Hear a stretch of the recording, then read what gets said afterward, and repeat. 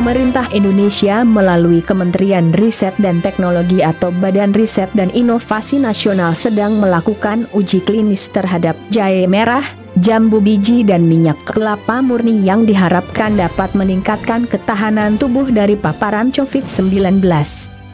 Hal ini disampaikan Menristek Bambang Brojonegoro dalam keterangan resmi di Media Center Gugus Tugas Percepatan Penanganan COVID-19, Geraha Badan Nasional Penanggulangan Bencana BNPB, pada Minggu 3 Mei 2020. Berikut penjelasan Menristek Bambang Brojonegoro dari video yang diunggah oleh BNPB. Assalamualaikum warahmatullahi wabarakatuh. Bapak dan Ibu sekalian, kami sebagai Menteri Riset Teknologi, Kepala Badan Riset dan Inovasi Nasional ingin menyampaikan mengenai perkembangan inovasi teknologi untuk respons pandemik. Sejak pandemi COVID-19 merebak, terutama di awal Maret, kami segera membentuk konsorsium yang beranggotakan perguruan tinggi, lembaga penelitian, BUMN, swasta, dan rumah sakit. Dari konsorsium tersebut kami mencoba merespons, tentunya dalam jangka pendek, apa saja yang menjadi kebutuhan mendesak dalam penanganan COVID-19 ini. Dalam kesempatan siang sore hari ini, kami akan menyampaikan perkembangan dari obat atau vaksin yang tentunya sangat dibutuhkan untuk kita bisa mengatasi pandemi COVID-19 ini. Ya.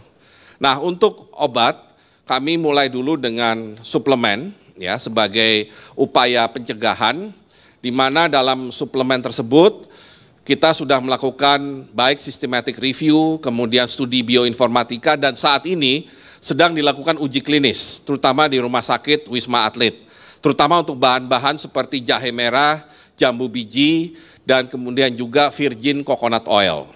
Nah, dari bahan-bahan tersebut kami harapkan kita bisa mendaya gunakan suplemen yang sudah ada yang mengandung bahan-bahan tersebut, kalau memang itu adalah cocok untuk COVID-19, untuk paling tidak meningkatkan daya tahan terhadap COVID-19, ataupun kemudian menghasilkan suplemen baru yang diharapkan bisa menumbuhkan daya tahan tubuh terhadap COVID-19.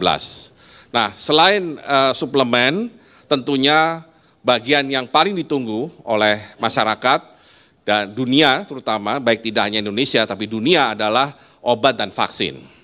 Untuk obat yang bisa kami laporkan, saat ini kita sedang melakukan clinical trial atau uji klinis terhadap berbagai macam obat yang direkomendasikan dari luar negeri, yang kita tahu semua pernah dengar, baik itu Avigan, klorokin, ya, kemudian Tamiflu, ya, dan kemudian juga kita mengembangkan juga misalkan Pilkina. Ya, Pilkina sedang kita uji sebagai salah satu alternatif obat yang barangkali bisa meringankan beban dari penderita COVID-19.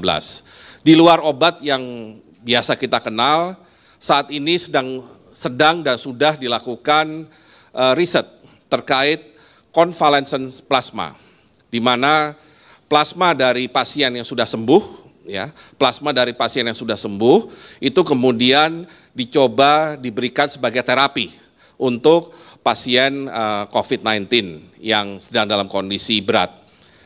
Dari penelitian yang sudah mulai dilakukan di RSPAD, sudah mulai ada hasil yang cukup melegakan, namun tentunya riset harus dilakukan dalam skala yang lebih besar. Karena itu Kemenristek BRIN bekerja sama dengan Kementerian Kesehatan akan melakukan riset yang lebih besar lagi, melibatkan banyak rumah sakit di berbagai daerah di Indonesia, tidak hanya di Jakarta, untuk mengembangkan convalescent plasma ini. Misalkan di Malang, di Yogyakarta, di Surabaya, di Solo, maupun tempat-tempat lainnya. Kita harapkan convalescent plasma ini bisa menjadi alternatif untuk meningkatkan tingkat kesembuhan dari penderita COVID-19. Selain convalescent plasma, kita juga sedang mengembangkan serum. Kita mencoba membuat serum anti COVID-19 yang merupakan kerjasama antara Bio Farma, kemudian dengan LIPI dan IPB, yang kita harapkan nantinya bisa menjadi alternatif juga untuk meningkatkan kesembuhan dari COVID-19. Terakhir mengenai vaksin yang bisa kami laporkan, terkait dengan vaksin, saat ini lembaga Eijkman sedang melakukan whole genome sequencing yang nantinya sangat diperlukan untuk mendeteksi seperti apa sebenarnya virus COVID-19 yang ada di Indonesia. Dan tentunya nantinya datanya di-share secara internasional. Nah, selain whole genome sequencing untuk virus saat ini, untuk vaksin maksud saya, Eijkman sedang berupaya untuk memulai upaya pembuatan vaksin yang memang tidak akan memakan waktu yang pendek. Salah satu alternatif yang akan kita dorong adalah kerjasama antara lembaga Eijkman dengan lembaga internasional yang juga melakukan penelitian mengenai vaksin. Namun sekali lagi, vaksin yang nantinya kita harapkan dikembangkan di Indonesia adalah vaksin yang bisa mencegah virus yang nantinya akan berkembang di Indonesia. Jadi menekankan pada virus yang beredar di Indonesia ini menjadi sangat penting. Itu beberapa hal yang bisa kami share kepada Bapak Ibu terkait perkembangan inovasi teknologi untuk COVID-19. Terima kasih. Wassalamualaikum warahmatullahi wabarakatuh.